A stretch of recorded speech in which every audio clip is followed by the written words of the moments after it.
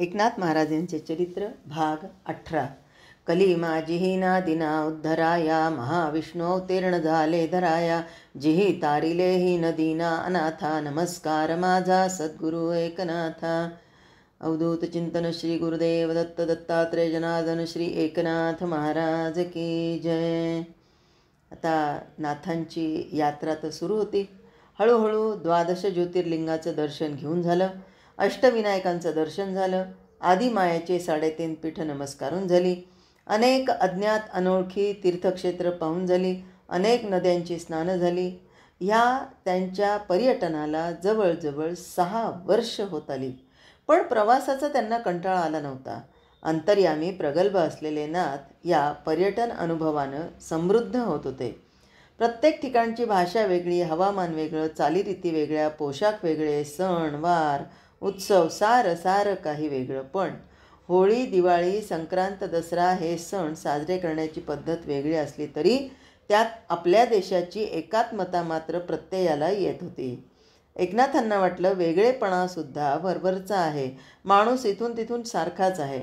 त्याचा राग, लोभ, मोह, मत्सर, प्रेम, वात्सल्य, स्वार्थ वगैरे वगैरे साऱ्या वृत्ती सारख्याच आहेत. हा पूर्वेचा माणूस, हा पश्चिमेचा, हा उत्तरेचा, हा दक्षिणेचा, हा भेदभाव त्याच्या वृत्तीत नाही. एकनाथांचं विचारचक्र सुरूच होतं. राजवटीच्या फेरबदलाप्रमाणे मानवी मनाचं दर्शन कदाचित बदलताना दिसतं. राजा कालस्य कारणम हे खरं. मध्ययुगात धर्म आणि ईश्वर याभोवती सर्व मानवी संस्कृती केंद्रित झाली होती. मानवी जीवनातल्या सर्व अंगांमधून धर्म व्यक्त होत असे. साहित्य, शिल्प, चित्रकला, संगीत, तत्त्वज्ञान, कायदा, लोकाचार, यात्रा, उत्सव, अर्थव्यवस्था, राज्यसंस्था हे सगळं धर्माधिष्ठित होतं. प्रवासात नाथांच्या लक्षात प्रकर्षाने येत होतं. मुस्लिम कार्यकर्ते भारतात स्थिर झाले आणि तत्कालीन हिंदू समाज मुळापासून हादरला होता. सुफी फकीरांच्या मदतीला ठिकठिकाणी पीरांचा सुकाळ झाला आहे. हिंदू समाज भयभीत झाला आहे. शिवाय खऱ्या धर्मापासून हिंदू दुरावत आहे. शेंदूर फासलेल्या देवांना बकरी बळी देणं, जारण मारण, जादूटोणा, मूठ मारणं, करणी करणं वगैरे वगैरे हीन आणि अमंगल प्रकारात मंडळी मशगूल झाली आहेत. ईश्वराच्या खऱ्या स्वरूपाचं अज्ञान, समाजाचा आचार धर्म बुडालेला, त्यांची श्रद्धा विस्कळीत झालेली, काय ही समाजाची अवनीती. नाथ मनीमानसी व्यथित होत. उत्तरणीला लागलेली गाडी जशी अधिक वेगानं धावते तसा हा समाजगाडा अवनीतीकडे धावतो आहे. खरे ज्ञानी, साधू, संन्याशी, संत, महंत यांचा तोटा नाही, पण त्यांनी समाजापुढे विरक्तीचा, त्यागाचा आदर्श ठेवायला हवा. अनाचाराकडे वळलेल्या समाजाला मार्गदर्शन करायला हवं. पण ही मंडळी अलिप्त तरी आहेत किंवा ब्रह्म सत्यम जगत मिथ्या याचा काथ्याकूट तरी करत बसली आहेत. समाज अवलोकन करत बसल्या. आपल्या श्रद्धा आणि निष्ठा दृढ ठेवत अकल्पित मिळणारी मदत, अगर मार्गदर्शन म्हणजे सद्गुरू कृपा, ईश्वरी सहाय्य असं मानून त्यांचा प्रवास पुढे चालला होता.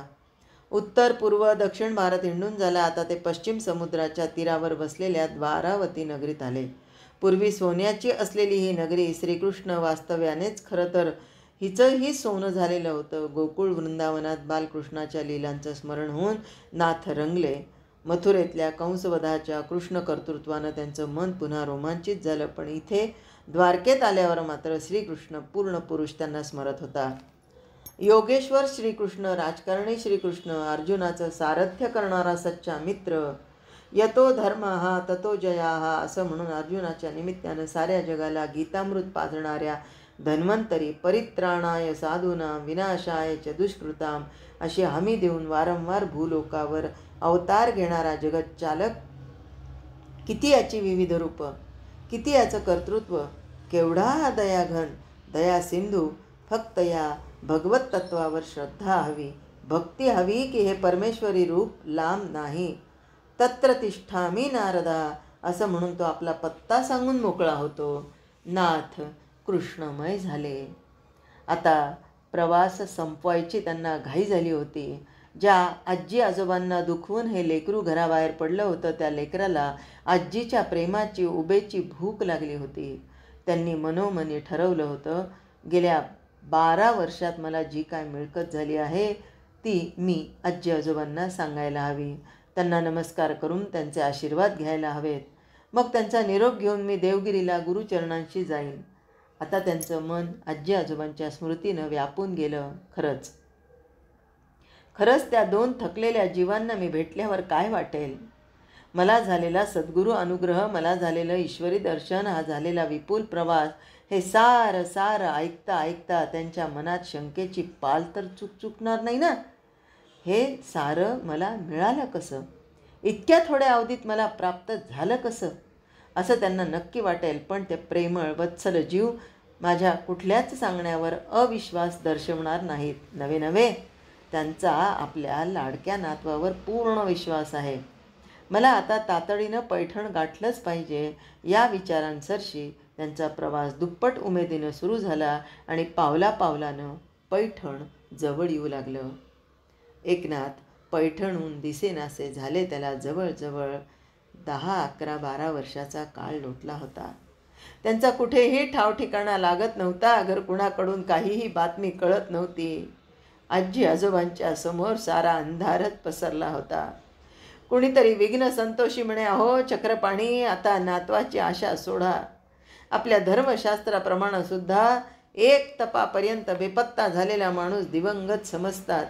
हे ऐकताच आजी कळवळून म्हणे, अहो असं अभद्र बोलवतं तरी कसं हो तुम्हाला, आणि त्याला इथून जाऊन तपाचा काळ तरी लोटलाय का. तो इसम छद्मीपणानं म्हणे, अहो आजी, जो मुलगा 10-11 वर्षात घरी आला नाही, त्याचा ठाव ठिकाणा कळाला नाही, आता काय शोध लागणार आहे त्याचा. आजोबा आजी नैराश्यानं मुकस्तंभ राहत, कारण त्याशिवाय दुसरा काही इलाजच नव्हता. मनाला ओचकारे काढणारा तो निघून जाई, अशी एक नव्हे अनेक माणसं गावात होतीच. गोकुळातून श्रीकृष्ण मथुरेत गेला त्यावेळी गोकुळवासियांची जी अवस्था झाली, तशीच स्थिती एकनाथांच्या एकाएकी नाहीसं होण्यानं आजी आजोबांची झाली. अक्रूरानं श्रीकृष्णाला निदान राज रोज सर्वांसमक्ष तरी नेलं होतं. तो मथुरेतच जाणार आहे हेही सर्वांना माहिती होतं, पण एकनाथांची गोष्ट अगदीच वेगळी होती. तो नेमका केव्हा गेला, का गेला, कुठं गेला, कुणाबरोबर गेला, कुणालाही माहिती नव्हतं. एकनाथ जेव्हा कुठेच सापडेना, तेव्हा आजोबा आजींचे प्राण कंठात आले. एकनाथ शांत, सुस्वभावी, एकमार्गी मुलगा हा एकाएकी गेला तरी कुठं, त्याला झालं तरी काय. तो घरात नाही, पैठणात नाही आणि पंचक्रोशीतही सापडत नाही, मग हा गेला कुठं. आजी तर धाय मोकळून रडू लागली. चक्रपाणी पुरुषासारखे पुरुष, पण एकनाथांच्या काळजीनं त्यांच्या तोंडचं पाणी पळालं. आपल्या बायकोला धीर देत ते म्हणू लागले, अगं आपला नातू सदाचरणी आहे, विवेकी आहे. भलत्या सलत्या मालगाला असा तो जाणार नाही बरं. 2-4 दिवसांनी येईल परत. तू धीर सोडू नकोस. उगाच येईल जाईल त्याच्यापुढे रडत राहू नकोस. अगं तोंडावर गोड बोलून सांत्वन करणारी माघारी निंदा नालस्ती करतात, तर ते कधी म्हणत, दैव आपली सत्व परीक्षा पाहत आहे. आलेल्या प्रसंगानं खचून जाता उपयोगी नाही बरं. रडत बसण्यापेक्षा भगवन नामस्मरणात वेळ घालव. देवाजवळ नातवाचं क्षेम कुशल माग.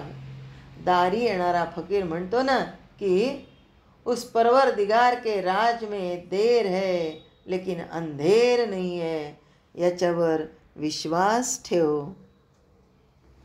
त्या आजी पदरानं डोळे पुसत म्हणायच्या, अहो मी सुद्धा माणूसच आहे हो. सोसायचं म्हणजे किती सोसायचं हो. त्याला काही सीमाच उरली नाही ना बघा. माझा सूर्यासारखा तेजस्वी मुलगा गेला, लक्ष्मीसारखी सूनबाई गेली, ज्येष्ठांच्या आधी कनिष्ठांचं जाणं झालं, पण त्यावेळी मी दुःख आवरलं आणि एकनाथाकडं पाहून माझ्या छातीवर दोंडा ठेवला. या वंशाच्या दिवाला तेवट ठेवणं माझं कर्तव्य, अशी मनाची समजूत घातली आणि आता 12वं वर्ष लागल्यासारखी उमेद धरून कंबर बांधली होती. पण आता माझी कंबरही खचली हो. मला काहीही सहन करण्याची ताकदच राहिली नाही. त्याला मी तरी काय करू. चक्रपाणींची अवस्थाही अशीच झाली होती. ते आपल्या बायकोची वरवर कितीही समजूत घालत असले तरी अंतर्यामी ते ढेपाळले होते. सूर्यनारायण आणि रुक्मिणीच्या माघारी एकनाथांकडे पाहून त्यांनी जीव तगवला होता. आपल्या नातवाचं बुद्धी चापल्य, त्याचं गोड बोलणं, त्याची शांत आणि सालस वृत्ती पाहून या दाम्पत्याला पुत्रवियोगाचं दुःख आता वाटेनासं व्हायचं. एकनाथ बाळाला कुशीत घेऊन त्याचं जावळं कुरवाळता कुरवाळता आजी मनोराज्यात रंगून जायची. त्याचा बालहट्ट पुरवता पुरवता वेळ भुर्रकन उडून जायचा. त्याचे बाल प्रश्न मोठे मजेदार असायचे. त्याची उत्तरं देता देता आजी आजोबा खुदकन हसायचे. वाढत्या वयाबरोबर तो गोष्टी वेल्हाळ मुलगा आजोबांच्या कुशीत झोपू लागला आणि गोष्टी ऐकता ऐकता आजोबा नातू झोपेच्या स्वाधीन होऊ लागले. असा हा जीवाचा कलेजा असलेला नातू घरातून एकाएकी निघून गेला आणि आजी आजोबांना उभं वारं सुटलं. कोणताही प्रसंग आला तरी माणूस देहाची नित्यकर्म सुटली आहेत का कुणाला. घासभर अन्न शिजवून खायलाच हवं. केवळ नित्यकर्म म्हणून आजी गंगा स्नान करून आपलं लुगडं पिळून कमरेवर पाण्याची कळशी घेऊन यायच्या. तेवढाच काय पाय मोकळा होतो तर 4 तोंड दिसतात. कुठंतरी कुणाजवळ तरी विचारपूस करता येते असा व्यवहारी विचारही त्यामागे असायचा. वाटेत कुणीतरी हळूहळू म्हणायचं, खरंच कुठं गेला असेल हो हे अंगठ्या एवढं पोर बिचारा. कोणी जादूटोना तर करून पळवला नसेल. हल्लीची कार्टी जरा अगोचरच. ओठावरचं दूध नाही वाळलं तर लागली उंडारायला. त्याबरोबर आजी चिडून म्हणायची, माझा नातू नाही तसल्यातला. लगेच दुसरी म्हणायची, साऱ्या पैठण नगरीत त्याच्या इतका दुसरा सुस्वभावी नाही आणि कनवाळू तर इतका की काही विचारायची सोयच नाही. या कमरेची घागर त्या कमरेवर घेत ती पुढे म्हणाली, तो साधी किडा मुंगी पायाखाली चिरडू देत नाही की कोणाला दुखवत नाही.